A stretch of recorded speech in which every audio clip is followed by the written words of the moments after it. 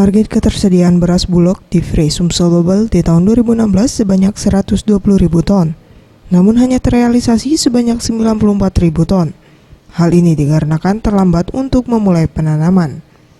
Meskipun tidak memenuhi, stok beras di gudang Perum Bulog di Free Sumatera Selatan dan Bangka Belitung cukup untuk memenuhi kebutuhan masyarakat hingga Juli 2017.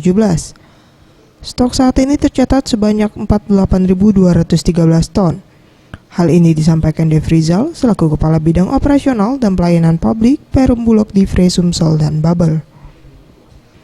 Khususnya beras dengan jumlah stok sebanyak 48.213 ton itu terhadap penyaluran Raskin yang khususnya menjadi tanggung jawab yang diberikan pemerintah ke kita, itu bisa ketahanannya sampai 6-7 bulan ke depan.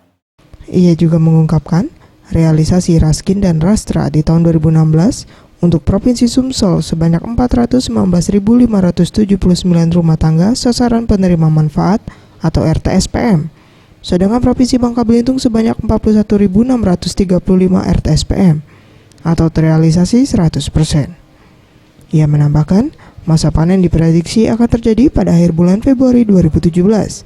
Dan selama ini Bulog membeli beras petani dari daerah Ogan Komering Ulu Timur, Ogan Komering Ilir, Lahat, Banyu Asin, dan Lubuk Linggau. Megawati Handayani, Sriwijaya TV.